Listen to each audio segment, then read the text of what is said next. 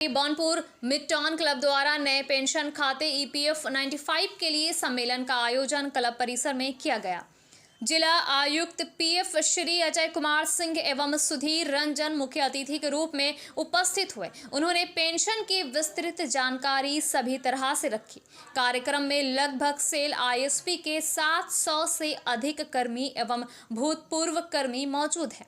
Club सचिव श्रीकांत शाह ने बताया कि ईपीएफ 95 पेंशन के तहत सुप्रीम कोर्ट के आदेश के अनुसार कई नए लाभ बदलाव किए गए हैं। इसी से संबंधित जानकारी एवं जागरूकता कार्यक्रम क्लब कमेटी द्वारा सेल आईएसपी के कर्मियों के लिए लक्ष्य रखा गया है।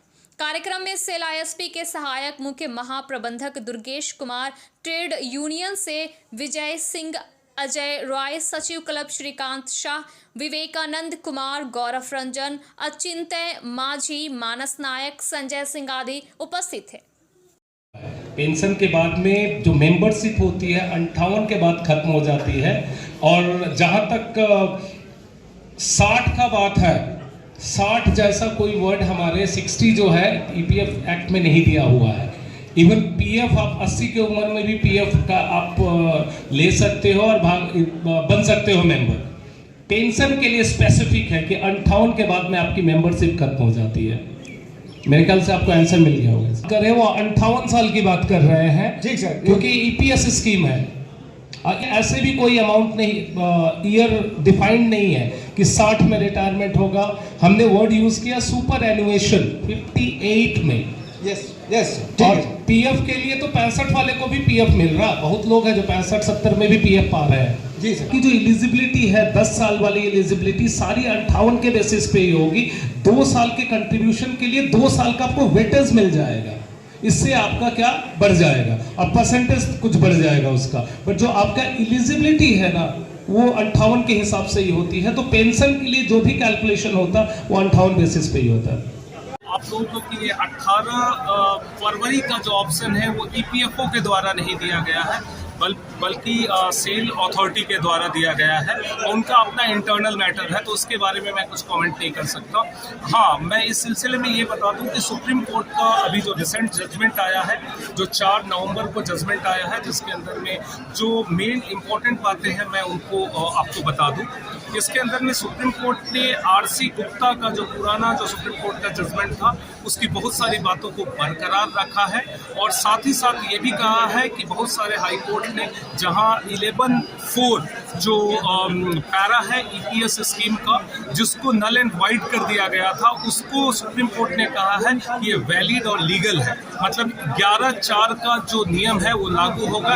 इसका अर्थ ये है कि 1/9/2014 के बाद यदि कोई व्यक्ति ईपीएफओ का मेंबर बनता है, ईपीएफ का मेंबर बनता है और उसकी सैलरी 15,000 या उससे अधिक है, तो उसे पेंशन का अधिकार नहीं मिलेगा, उनका सारा पैसा पीएफ में जाएगा।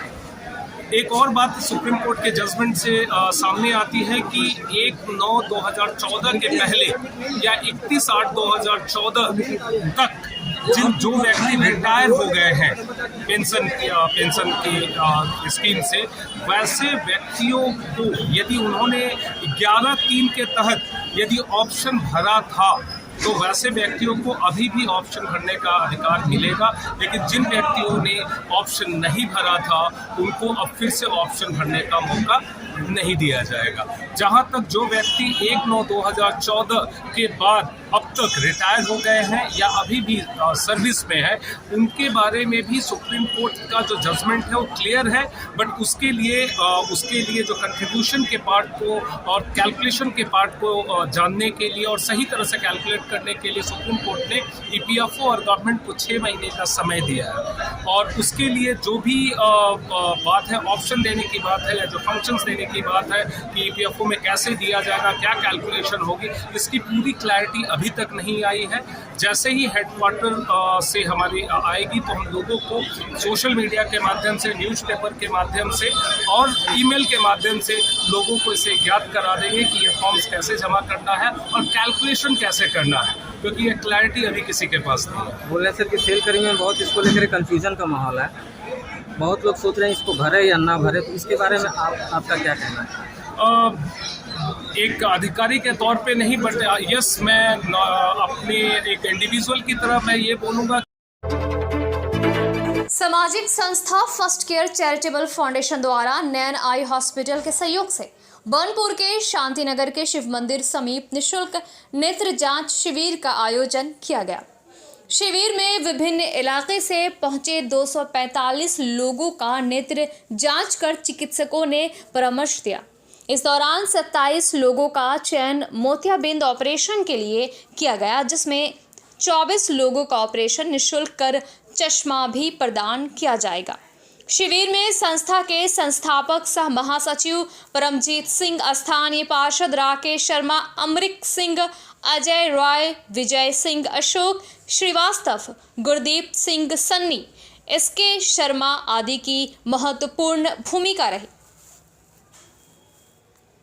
की ओर से अमन पैलेस शांतिनगर में स्थित 12 तारीख हमारे यहाँ पर एक फ्री आई चेकअप कैंप का आयोजन किया गया है, जो नैन आई हॉस्पिटल के एसोसिएशन में किया गया है।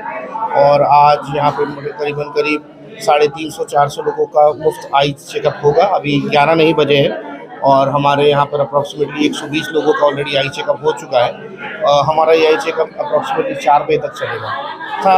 पिछले कई दिनों से सामाजिक कार्यों में काम कर रही है, जिसमें हम लोगों ने खेलकूद में भी बहुत सारा काम किया। इससे पहले भी हम सेहत के हेल्थ के सेक्टर में बहुत काम कर चुके हैं। हमने CPR ट्रेनिंग कैंप्स लगाए हैं, हमने ब्लड डोनेशन कैंप लगाए हैं, जो आसनसोल के सबसे बड़े ब्लड डोनेशन कैंप हम लोगों ने लगाए। एक दिन में हमने 2 ब्लड बैंक्स को खून दिया है।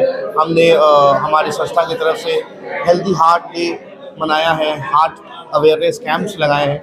तो ये देखिए, हमारे समाज में कई लोग हैं जो ऑपरेशन अफोर्ड नहीं कर सकते, तो हम हमारी संस्था के माध्यम से आज नैन आई हॉस्पिटल के सहयोग के साथ यहाँ पर फ्री कैंप का आयोजन किया गया है। इस कैंप में जितने भी लोगों का ऑपरेशन की ज़रूरत पड़ेगी या लेंस की ज़रूरत पड़ेगी, हम हमारी संस्था के साथ नैन आई हॉस्पिटल के सहयोग के साथ यहाँ पे फ्री में उनको लेंसेज प्रोवाइड कराएंगे। यहाँ पे हम कुछ चश्मे भी बांट रहे हैं फ्री ऑफ कॉस्ट, और कुछ लोगों का लगभग हमारा टारगेट 40 से 50 लोगों का है, फ्री आई ऑपरेशन भी हम करवाएंगे। हमें लगता है कि समाज में कई ऐसी संस्थाएं हैं जो हमसे ज़्यादा सक्षम हैं, जो सक्षम है उन्हें आगे बढ़ना चाहिए, इस तरह के कार्य करने चाहिए। नोटिफिकेशन हासिल करने के लिए हमारे चैनल को सब्सक्राइब करें और साथ में दिए गए घंटी के निशान को दबाना ना भूलें।